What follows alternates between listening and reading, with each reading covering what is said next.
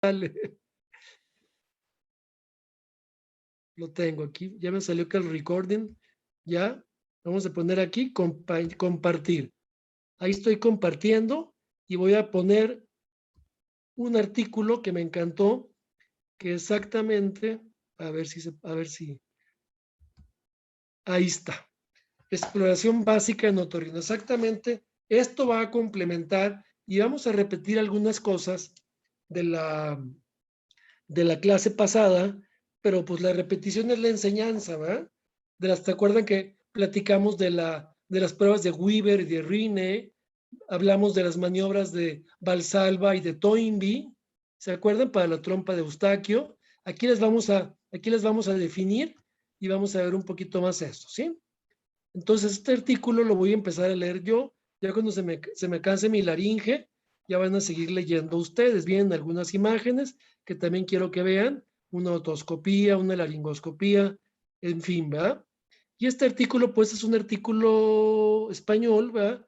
Que yo buscando, cuando empecé a dar esta materia, saqué y grabé varios artículos. Tengo una de endoscopía laringea, tengo uno de instrumental, etcétera. Pero para no irme yo muy demasiado largo y muchas clases y retrasarnos, pues yo tomé este porque viene como lo básico de la exploración, que es lo importante y lo que yo quiero que se graben, ¿sí? Más que nada. La exploración básica, ustedes como médicos generales, cómo van a proceder con el paciente, ¿sí? Y inicia este artículo hablando de que efectivamente, ya lo decíamos, que un gran número de pacientes de la consulta, ¿sí? General, lo van a ver por situaciones, patología de otorrinolaringología. Yo diría que de un 25 a 30% de la consulta general son problemas de otorrinolaringología. ¿Qué niño no se enferma de la garganta, del oído, de la rinitis, de la sinusitis, de la tos? Pues ustedes son los que tienen que conocer bien todo eso y tratarlo. ¿Qué lo motiva? ¿Cuál es la causa? La bacteria, el virus, la alergia, etcétera. Y es fundamental, pues, que el médico de atención primaria, el médico general, que son lo que ustedes están estudiando, aplique las técnicas básicas de exploración en el campo de la medicina, de tal manera que el paciente sea examinado en forma completa, ya lo decíamos, sistemática y ordenada.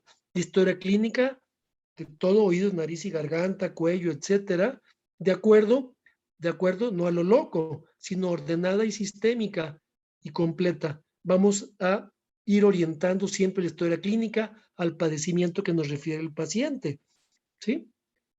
Vamos a empezar con la exploración otológica. Dice, por inspección del oído se observa si el tamaño, la forma y la coloración, ya lo decíamos ayer, vamos a inspeccionar en forma externa el oído, y el oído, recordar que tiene el oído externo, que es el pabellón, ¿sí? Y el conducto auditivo externo, el oído medio, que es la membrana timpánica, que ahí están viendo, muy bonita en la otoscopía. Ahorita hablábamos de los 4 cuadrantes, ahorita lo vamos a ver mejor, ¿verdad? En esta fotografía. Y en fin, recordar que hay que observar por inspección el pabellón, forma, tamaño, coloración, si es normal. Se deben de descartar lesiones supernumerarias, tumoraciones, abscesos, mastoiditis, ¿verdad? Hablábamos del absceso de Bezold, que es un absceso de mastoides que drena en la punta de la mastoides, que se llama absceso de Bezold, anótenlo, Bezold. Es el absceso que se exterioriza de la mastoides, una mastoiditis, ¿sí? Hay que ver la zona periauricular, el tejido, la piel que está alrededor de la aurícula, del pabellón, puesto que a veces hay cicatrices que nos van a hablar de cirugías previas o un enrojecimiento de la piel alrededor del oído externo, que nos habla de una infección externa, eh, generalmente causada por otorrea purulenta, que infecta la piel periférica al oído. Tenemos que palparlo, va a mover la oreja, si duele al mover la oreja, si duele al comprimir el trago, lo que es típico en las otitis externas. Hay que hablar de la otitis, ¿verdad? Es una infección del oído externo, que es pabellón y conducto auditivo externo. En los lactantes, las otitis medias, también se acompañan de un signo de trago positivo. El signo de trago positivo, anótenlo, es cuando comprimimos el trago, el cartílago que está en la entrada en la parte anterior del oído, que deprimimos, ese es el trago, y el signo positivo es que duela. Nos habla de otitis externa, ¿verdad? En los niños también las otitis medias en los niños, como está tan cerquita el oído medio del oído externo, también llega a doler en los niños. Pero en realidad, en general, es positivo en caso de otitis externa. Por la relación de vecinidad, debemos de palpar siempre algo que no dije ayer, cuando exploramos el oído externo, hay que palpar la articulación temporomandibular que está en la parte anterior del oído. Hay muchísimas veces que está inflamada esa articulación por problemas dentales, maloclusiones, lateromordida, etcétera, que originan dolor y ese dolor lo refiere el paciente al oído y por eso va con nosotros. Me duele el oído, doctor. Y el momento en que lo ven el oído, pues está normal, lo veo bien, señora. Le hago el signo del trago, es negativo, les tiro el pabellón, no duele, no hay secreción. En la otoscopía vemos una piel normal, su tímpano normal, y sin embargo refiere que duele. Bueno, váyanse y toquen la articulación temporomandibular y ahí vamos a ver la causa del dolor referido hacia el oído. ¿Sí? La articulación, por lo tanto, en reposo, hay que valorar esa articulación, tanto en reposo, tocarla y abriendo y cerrando la boca del paciente, ya que muchas otalgias, otalgia, es la palabra que nos habla de dolor de oído, otalgia, no se les olvide. Están empezando ustedes en la A, supongo que los términos tengo que irlos explicando, ya mañana ya no lo haré. Otalgia, dolor de oído. Se asocia a contracturas de los músculos, las otalgias, se puede asociar a las contracturas de los músculos masticatorios. ¿Sí? Ah, perdón, no es ahí. A ver, ¿cómo es? De los músculos de la masticación, ¿verdad? Ahí está. Puede también otalgias por luxaciones de la articulación o situaciones de la movilidad limitada, ¿verdad? ¿Sí? Por inflamación de la articulación o alteraciones de la arca dentaria, etcétera. Fracturas antiguas de la mandíbula que limitan la mordida y que al final causan problemas de la articulación. La otoscopía, que es el ver ya con un otoscopio, con un cono, con un aparato, consiste en explorar el conducto auditivo externo y la membrana timpánica. Esa es la definición de otoscopía. Explorar el conducto auditivo y la MT por medio de un instrumento, decíamos ayer, otoscopio. ¿Sí? La atención primaria, el más útil es el otoscopio eléctrico, el de su estuche diagnóstico, que todos conocen, es el eléctrico, es el otoscopio. Dado en su bajo costo, es muy versátil y la calidad de imagen es muy óptima. Tienen que ir desde ahorita, ir aprendiendo a ver oídos. El oído no se aprende inmediatamente y no van a saber exactamente la patología, etcétera, pero úsenlo. A todo paciente que tengan, vean el oído y vayan aprendiendo lo que es un oído normal y después de saber identificar perfectamente como la imagen la voy a explicar ahorita, vamos a poder determinar patologías.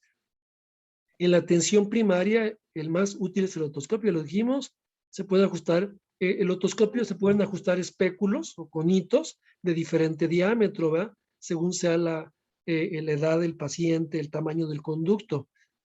Siempre que se maneje el otoscopio hay que visualizar el conducto auditivo externo, lógicamente es lo primero que debemos de ver. Al mismo tiempo se tira el pabellón, lo decíamos, en el adulto hacia atrás, hacia afuera y hacia arriba, y en los niños se debe jalar un poquito hacia abajo. Mientras el otoscopio avanza por el conducto auditivo, se observa si su forma y dimensión del conducto es normal, hay que ver el aspecto de la piel, y si hay secreción, el oído externo debe ser seco, ¿va? La piel rosada, no debe de haber secreción. Es importante no sobrepasarla. Es importante igual no introducir demasiado el otoscopio porque el paciente, si tocamos ya la parte ósea del conducto, el paciente se va a quejar. No hay que sobrepasar la porción fibrocartilaginosa del conducto auditivo externo. Recordar que el conducto auditivo externo tiene una porción fibrocartilaginosa externa, que es cartílago, y la interna es ósea, propiamente del hueso temporal, ¿sí? La membrana timpánica en la otoscopía tiene una forma más o menos circular y un color gris aperlado. En su superficie se observa el relieve. Vamos a ver la figura 1. Voy a obviar ya las palabras. y vemos una otoscopía preciosa, ¿verdad? Así debemos de ver la membrana timpánica. ¿Ven la flechita que estoy colocando? ¿Sí la ven? ¿No ven la Sí, flecha Sí, que está? doctor. Sí, se ve, doctor. Bueno, esto que estoy señalando se llama ánulus timpánico. Toda esta periferia es donde la membrana timpánica se adhiere al hueso temporal. Se llama ánulo o anillo timpánico o ánulus timpánico, ¿sí? Grábense esa palabra, ánulus o anillo timpánico. Un segundo, déjenme leer un mensaje importante. Tenía problema de un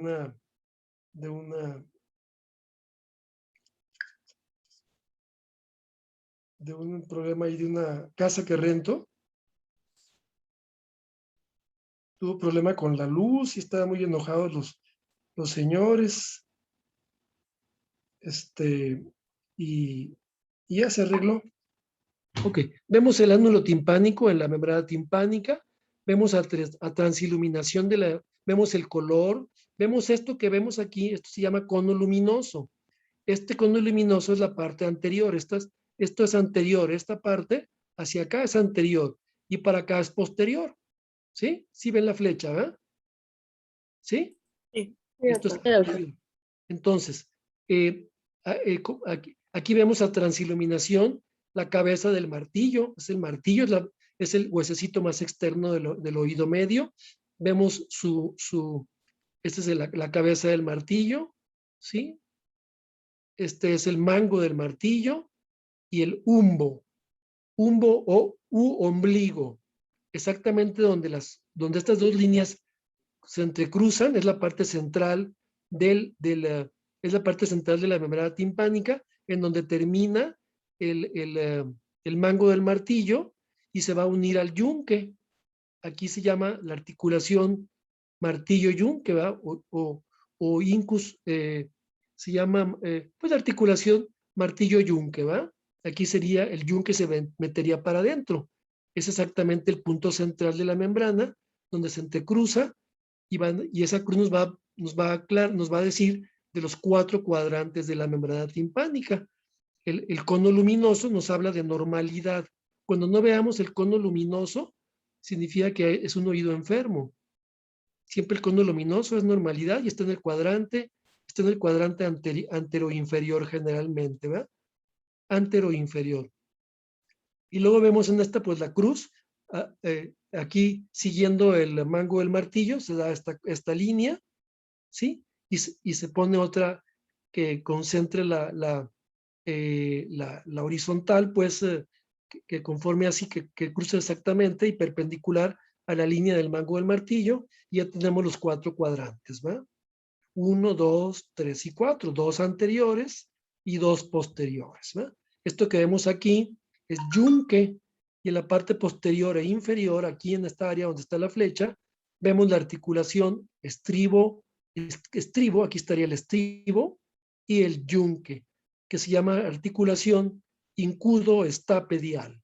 Incus en inglés es yunque, incus. Entonces del inglés tomamos articulación incudo-estapedial. Exactamente aquí. Muy importante para la cirugía del estribo, en la enfermedad que se llama autoesclerosis, en donde a través de una incisión quirúrgica en la parte posterior, levantamos la membrana, sacamos el estribo y ponemos una prótesis en caso de autoesclerosis, que ya veremos más adelante qué es la autoesclerosis. De hecho, se las encargo de tarea.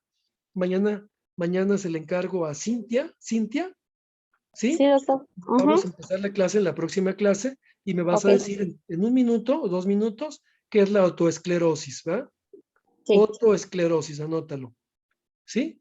Que la autoesclerosis es una enfermedad, pues, que se puede operar a través de aquí una incisión, y es la extirpación del estribo para poner una prótesis. Es una enfermedad que causa sordera, pero nos vas a decir qué es lo que sucede, ¿sí? Entonces ahí Sí. vemos la otoscopía, ¿está claro todo? Y esta es la normalidad, es la membrana que tenemos que ver, ¿sí? Aclárense el color, la conformación anatómica, etcétera, ¿sí?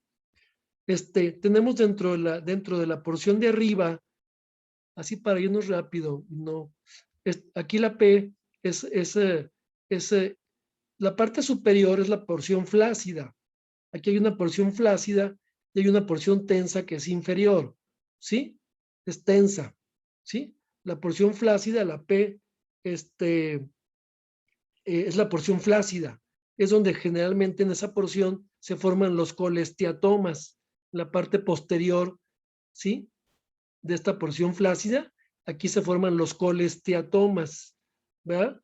Este, eh, Aquí le encargué a Cintia. Y tú, Bianca, también en 2 minutos me vas a explicar qué es el colesteatoma. Anota, colesteatoma. Entonces nos vamos a llevar 5 minutos la próxima clase a decirme, Cintia, qué es la autoesclerosis y Bianca, el colesteatoma que se forma aquí en la parte superior y posterior de la enfermedad timpánica, que es una enfermedad del oído que da mucho problema. ¿Sí? Bueno, entonces, pars flácida ya la vimos. La pars flácida tiene también el nombre de membrana de Schrapnel, que es la parte superior, como decíamos, ¿va? Es importante porque hay enfermedades del oído que solo alteran dicha área y esa enfermedad la más importante es el colesteatoma, ¿sí? Fuera de la pars flácida superior tenemos todo lo que queda es la pars tensa. El tímpano en general, el 70% de la membrana es tensa, no está flácido, ¿sí? Si fuera flácido, pues no tendría el fenómeno de acústica normal que requiere la membrana timpánica. En ella se puede trazar una línea a lo largo del mango del martillo, ya está explicado eso, triángulo luminoso, ya lo dijimos. Luego existen 5 zonas importantes, ya más o menos los mencionamos, ¿verdad? Cuando hablamos de la membrana timpánica, hay que imaginarnos un reloj. Por ejemplo, tenemos una perforación en la parte anterior, en los 15, o sea, 15, 60, 45 y 60, ¿sí? Podemos así tomar una división como si fuera un reloj en las marcas de distintas horas. A las 15 horas, a las 15 hay una perforación o una esclerosis, etcétera. Entonces utiliza eh, eh, la orientación del reloj para localizar lesiones de la MT. La enfermedad timpánica, yo voy a decir MT para no hablar tanto. En la otoscopía es que inspeccionar pues posición, coloración, movilidad, integridad. Tiene forma cónica hacia afuera, cónica es convexo hacia afuera, generalmente, pero el lumbo, el ombligo, está succionadito. El ombligo está un poquito hacia adentro, pero en general está bombadito, es convexo, pero en el centro sí está algo hacia adentro, ¿sí? Es translúcida, pero no nos permite una adecuada visualización. Es opaca, translúcida, ¿no? Permite ver sin nitidez, fíjense, grábenselo eso. No vemos nítidamente las estructuras del oído medio, las vemos sin nitidez, ¿sí? Ya lo dijimos, la unión incudostapedial, podemos ver el nervio de la cuerda del tímpano en la parte inferior, el tendón del estribo, la ventana redonda que está en la parte posterior inferior, también se puede ver, pero con cierta experiencia lo localizamos. Hay que describir perforaciones timpánicas y en donde la perforación se tiene que describir su número, la forma y la situación, ¿sí? Así como si la perforación está en contacto con el ánulus timpánico, ¿va? Si la perforación está tocando el ánulus timpánico, es una perforación periférica, ¿sí? Y si no lo toca, se llama perforación central, ¿sí? Entonces hay 2 tipos de perforaciones timpánicas, la central y la periférica, en relación a si toca o no el ánulus timpánico, ¿eh? ¿Sí? Y las peligrosas, precisamente, se llaman el marco timpánico, y las marginales, las que sí, o sea, marginal o periférica es lo mismo, y esas son las peligrosas, potencialmente presentan complicaciones, sobre todo las perforaciones que tocan el hueso o el ánulus timpánico, nos pueden dar problemas de salud importantes. Colesteatomas, se hacen colesteatomas, por eso quiero que sepamos que es un colesteatoma. Hay que ver lo decíamos ya, aquí me lo voy a saltar un poquito, mencionábamos ayer para ver la movilidad de la MT, las maniobras de Valsalva y de Toynbee. La de Valsalva básicamente es comprimir, taparse nariz y boca y hacer presión hacia adentro del oído, y vamos a ver que el oído, la membrana, viendo la membrana, se va a bombar. Y la de Toynbee es al revés. Vamos a deglutir y se va a crear presión negativa, y vamos a ver en la otoscopía como un oído normal, la membrana se succiona hacia adentro. ver claro y saber, pues, ambas maniobras y explicármelas. Valsalva y Toynbee. ¿Sí? ¿Sí está explicado eso? La Valsalva es con la boca cerrada y nariz cerrada y haciendo aire para adentro. La membrana se va a hacer hacia afuera, ¿sí? Porque el aire pasa a través de la trompa de Eustaquio y se ve el movimiento timpánico. En la de Toynbee se provoca un desplazamiento timpánico contrario a la Valsalva, ¿sí? Al deglutir, ¿sí? Se deglute varias veces saliva y lo que genera una presión negativa. Esa es la Toynbee. Son las dos pruebas que hacemos. Luego la acumetría, que es valorar la audición por medio de diapasones. Los diapasones, ¿verdad? Los fierritos esos que usan los músicos, con eso podemos valorar la audición, la acumetría, ¿sí? La acumetría se puede hacer con diferentes tonos de diapasón, que aquí lo menciona el artículo, desde 125 Hz hasta 2000 ciclos o Hz, ¿sí? Que son frecuencia de sonido. El más utilizado es el de 500 Hz o ciclos, ¿sí? Y con ella vamos a valorar, pues, la audición. Con diapasón podemos hacer fundamentalmente dos pruebas, ¿sí? La prueba de Rinne, nomás es lo que me interesa, prueba de Rinne. La prueba de Rinne sirve para comparar la audición de la vía aérea y la vía ósea. Con eso hasta ahorita me conformo. Entonces, con los diapasones, que es la acumetría, podemos hacer la prueba de Rinne, que va a servir para comparar la audición de la vía aérea en una paciente que oye normal. La audición por vía aérea es mejor que la vía ósea. Eso así es normal, ¿verdad? El paciente, la audición normalmente es mejor aérea que ósea, ¿sí? Cuando es así, se dice Rinne positivo. Cuando la ósea es mejor que la aérea, es Rinne negativo, o sea, hay un problema de conducción en la prueba de Rinne, ¿sí? Ahora, la otra prueba es la prueba de Weber o de Weber, que vamos a comparar las vías óseas. La vía ósea es la vía sensitiva. Vía ósea sensitiva, vía aérea es problema conductivo. Hablando de sorderas, hay sorderas conductivas y sorderas sensitivas, ¿sí? Entonces, esas dos pruebas nos van a orientar hacia qué tipo de sordera tiene el paciente, si es sensitiva o si es conductiva, o si puede ser mixta también. Entonces, la prueba de Rinne nos habla para determinar si es conductiva, ¿sí? Y la prueba de Weber compara las vías óseas, ¿va? Vamos a colocar en la prueba de Weber, en el vértex de la frente, lo colocamos ahí y vamos a notar si el sonido, el paciente se lateraliza hacia uno u otro lado, ¿sí? Cuando el paciente siente que no lateraliza, es un normoacúsico y las hipoacusias bilaterales simétricas, pero si se desplaza hacia un oído, nos está reflejando que ese oído está enfermo, ¿sí? La sonoridad se desplazará hacia el oído sano, perdón, el sonido se va hacia el oído sano, o sea, el oído sano, el oído enfermo, baja la percepción, neural del nervio, entonces percibe mejor del oído sano, se lateraliza, ¿va? Entonces las pruebas las pruebas de Rinne y de Weber han de ser concordantes en cada caso. Cuando es normoacúsico o normal audición, el Rinne es positivo bilateral y el Weber es central, ¿va? O sea, no se lateraliza. El Rinne positivo bilateral, o sea, oyes mejor por vía aérea y, y se queda central. Es una persona que oye normal.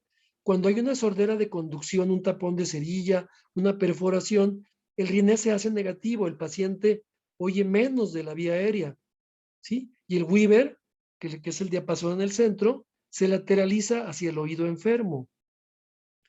Y en la hipacusia de percepción, o sea, del nervio o neurosensorial, el Rinne positivo se hace acortado, se acorta, se hace, o sea, sí oye bien por la vía periférica, por la vía aérea, pero se acorta en el oído enfermo y se lateraliza el Weber, la sensación auditiva, hacia el oído sano. Entonces, lean esto un poquito, búsquenlo, ¿sí?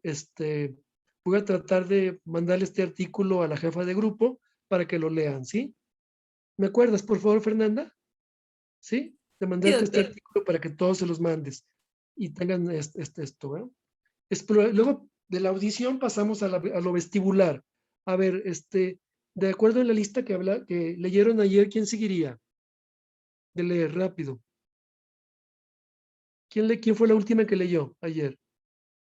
Yo, doctor. Entonces, sí, a ver, empieza a leer ahí y ahorita seguimos con la lista. Exploración del sistema vestibular. ¿Leno? La función. Doctor, quedan 10 minutos. Cuando se cierre la sesión nos volvemos a meter, ¿verdad? Sí, claro que sí, hoy son 2 horas de clase. Sí, Ok. vamos a terminar este artículo lo más rápido y lo voy a resumir. Exploración del sistema vestibular, que es el equilibrio. El oído, recuerden que es auditivo y es vestibular, es equilibrio. Ya vimos todo lo auditivo. Vamos a ver ahora la función de equilibrio, que es el sistema vestibular. Léelo, por favor. La función de equilibrio nos permite mantener la posición de nuestro cuerpo tratando de forma global como en cada una de sus partes en función de los movimientos que realicemos. El equilibrio se puede comparar en un taburete de 3 patas que mantiene si 2 de ellas funcionan correctamente. A. Una pata es el sistema vestibular que detecta las variaciones del cráneo respecto a la gravedad y en los desplazamientos Lineales y angulares. lineales y angulares. B es otro sistema. Otra es el Visual. sistema visual que detecta las variaciones del entorno ¿Y la y tercera? C, la tercera es el sistema propioceptivo que Sí. recoge la información procedente de las articulaciones, sobre todo de los tobillos y rodillas. Entonces tenemos Dos, tres sistemas aferentes que nos van a hablar del equilibrio. El oído, el ojo, la visión y el sistema propioceptivo, las sensaciones de tacto y de articulaciones. Son tres órganos que nos van a decir nuestro equilibrio, nos van a decir dónde estamos colocados. La visión, el oído y el sistema propioceptivo. Y eso lo va a integrar el sistema nervioso central. ¿Sí? Ahora, en la exploración vestibular hay que, a ver, dilo eso, hay que considerar 2 grandes apartados. Síguele. Bueno, sí, sí, toda esta síguele. información la integra el sistema nervioso central que elabora una respuesta acorde para mantener la Así postura. es. Entonces, sí. Luego, en la El exploración vestibular, en cuanto al oído, hay que considerar 2 grandes apartados. El reflejo, vestíbulo ocular y el reflejo vestíbulo espinal. bueno, entonces vamos a empezar. Exploración del reflejo vestíbulo ocular. ¿Qué significa eso? Los signos estáticos se transmiten por los nervios vestibulares y traducen la asimetría en la información periférica generada en ambos laberintos en situación de reposo. Exacto. Los signos dinámicos recogen la disparidad de esta información durante el movimiento. Entonces, el vestíbulo y el ojo están muy relacionados, ¿sí? En cuanto al equilibrio, ¿sí? A ver, luego, signos estáticos. Lele, signos estáticos. El parámetro más Representativo de la actividad del sistema vestibular es es el nistagmo. ya lo decíamos ayer, ¿verdad? El nistagmo, que es el movimiento ocular anormal. Anótenlo, la definición de nistagmo es un movimiento ocular anormal que consta de una fase rápida y una fase lenta. Es un signo que nos habla de enfermedad del equilibrio, tanto periférico como central. ¿Sí? Ese es el nistagmo. Sí, se los voy a resumir un poquito, ¿sí? Ya está, ahí le explica que es una parte lenta y una parte rápida, ¿va? Luego hay también, siguen anotando, hay nistagmos espontáneos, ¿sí? Hay nistagmos espontáneos, hay nistagmos que pueden ser horizontales y verticales, ¿sí? Y rotatorios. Hay 3 tipos en cuanto a que veamos los movimientos oculares: horizontal, vertical y rotatorio, ¿sí? Eso sería lo importante en cuanto al nistagmo, nada más. Luego, nos pasamos a la agudeza dinámica, signos dinámicos. Lee tantito de eso. Agudeza visual dinámica, ¿sí? Sí, tras anotar la agudeza visual del paciente cómodamente sentado ante una carta de Que son Snellen, las letras que tienen los oculistas, ¿sí? Se valora, convencionalmente se valora el cambio en esta al mover la cabeza hacia la derecha e izquierda ¿sí? y de arriba a abajo. Esto produce en condiciones normales un discreto deterioro de la agudeza visual que se puede cuantificar en pérdida de una línea. El paciente lee la línea de tamaño superior. Debe considerarse que hay una Osilopsia, oscilación sí, significativa significativa. a partir de la pérdida de 2 líneas. La osilopsia generalmente nos habla de enfermedades neurológicas, la osilopsia. Nos habla, eso que dice ahí que pierde agudeza visual cuando se mueve, nos habla de enfermedades tumores cerebrales, etcétera, ¿sí? Luego ya lo otro no es importante, vamos a leer nomás lo importante, ¿sí? Ya, no quiero profundizar mucho esto. Entonces, con nos quedemos que existe el nistagmo, existe el sistema vestibular, el sistema ocular y el sistema propioceptivo. Y luego léeme la maniobra de Dix-Hall-Pike. ¿Qué es esa maniobra? Esa es importante que la conozcan. ¿Qué significa? Se deja caer la maniobra de Dix-Hall-Pike. A Es ver, que no lo encuentro donde dice. aquí está la mitad. La Ah, ok. maniobra de Dix-Hall-Pike se realiza. Se realiza dejando caer rápidamente al paciente hacia atrás desde una posición sentado en la camilla con la cabeza girada 30 grados hasta que quede con la cabeza hiperextendida. Entonces Sí, se determina la existencia de vértigo y o y nistagmo, falta. Sí, sí. y una vez cesan estos síntomas y signos, retomamos de forma rápida al paciente y a la posición inicial sin modificar para nada la posición de la cabeza relativa al tronco. En caso de una canalitiasis Sí. del conducto semicircular posterior, causa más frecuente del vértigo posicional paroxístico benigno, aparecerá un nistagmo mixto horizontal y geotrópico vertical hacia arriba y torsional que se aprecia como antihorario en el caso de una lesión derecha y horario en el caso de una lesión izquierda. Este nixtagmo tiene una latencia de unos segundos, se acompaña de vértigo intenso, desaparece solo, sin modificar la posición del paciente, y al reincorporar al paciente a la posición de sentado, reaparece el vértigo, pero el nistagmo tiene un sentido totalmente contrario. Ok. Cuando, ¿Qué más?